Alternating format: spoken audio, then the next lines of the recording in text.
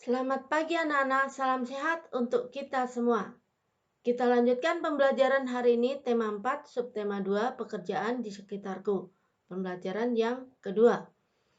Tujuan pembelajaran hari ini adalah yang pertama, siswa dapat menjelaskan hubungan simbol dengan makna sila kedua Pancasila. Yang kedua, siswa dapat membuat gambar ilustrasi. Pembahasan yang pertama, hubungan simbol dengan makna sila kedua Pancasila. Sila kedua Pancasila itu berbunyi kemanusiaan yang adil dan beradab, dilambangkan dengan gambar rantai. Segi empat melambangkan laki-laki dan lingkaran melambangkan perempuan. Mata rantai yang saling berkait melambangkan hubungan manusia satu dengan yang lainnya yang perlu bersatu dan saling membantu sehingga menjadi kuat seperti rantai. Sila kedua ini mengajak masyarakat untuk dapat memperlakukan setiap orang sebagai sesama manusia yang memiliki martabat dan adab. Oleh karena itu, diperlukan sikap saling mencintai, tenggang rasa, dan saling menghormati antar sesama. Sila kemanusiaan yang adil dan beradab bermakna setiap manusia setara kedudukannya, setara dan sejajar. Artinya bahwa setiap manusia tidak memandang martabat, tidak memandang jabatan, kaya ataupun miskin, itu sama di dalam hukum. Yang salah pasti akan mendapatkan sanksinya. Beradab dalam rasa, pikiran, dan tindakan, anti penjajahan, artinya tidak mau dijajah dan tidak mau melihat penjajahan, dan mengutamakan kebenaran. Ini adalah contoh penerapan sila kedua dalam kehidupan sehari-hari. Yang pertama adalah mengakui persamaan hak dan kewajiban. Bertindak adil tanpa memandang suku, ras, agama, dan status sosial. Tidak berbuat semena-mena terhadap orang lain, berani mengakui kesalahan, dan memberi santunan kepada yang membutuhkan. Ini bisa orang miskin atau orang yang ketimpa bencana alam.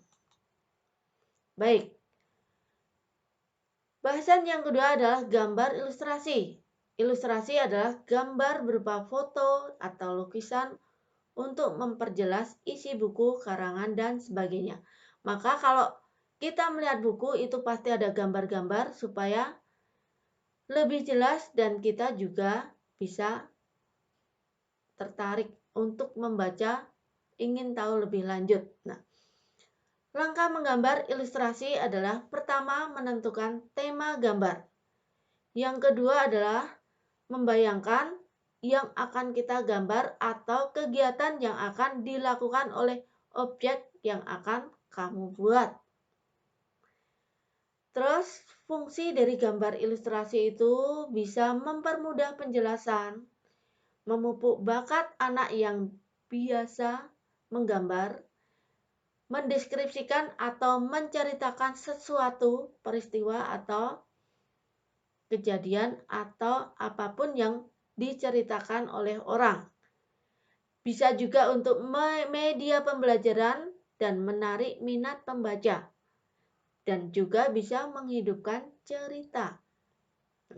Jenis gambar ilustrasi, nah ada karikatur, ada mata pelajaran, ada ilustrasi karya sastra, ilustrasi alam, peristiwa alam, dan cerita bergambar seperti komik.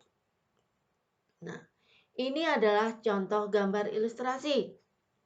Misalnya, terbang ke bulan, duduk di atas bulan, kemudian melihat pemandangan malam yang penuh bintang-bintang. Ini adalah contoh ilustrasi pembelajaran tentang rantai makanan atau peristiwa makan-memakan dari tumbuhan dimakan tikus, dimakan musang, tikus dimakan musang, atau tumbuhan dimakan burung, burung dimakan musang, kemudian dimakan elang musangnya, dan seterusnya. Ini adalah contoh peristiwa. Peristiwa terjadinya hujan dari air laut yang kena matahari menguap, kemudian menjadi embun, dan berkumpul menjadi awan. Kemudian karena terlalu besar, jatuh dan menjadi hujan, turun lagi ke laut. Nah, seperti itu. Kemudian ini adalah contoh ilustrasi pemandangan alam laut di sore hari pada saat matahari terbenam. Nah, setelah pembelajaran, maka kita akan kerjakan tugas. Tugas yang pertama adalah menjawab pertanyaan. Tugas yang kedua adalah menggambar ilustrasi pemandangan pedesaan. Nah, tugas ini nanti yang pertama dikumpul melalui classroom, ditulis di buku tulis, kemudian difoto dan dikirim seperti biasa.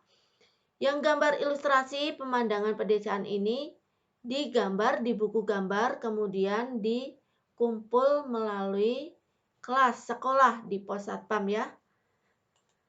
Sekian pembelajaran hari ini, terima kasih.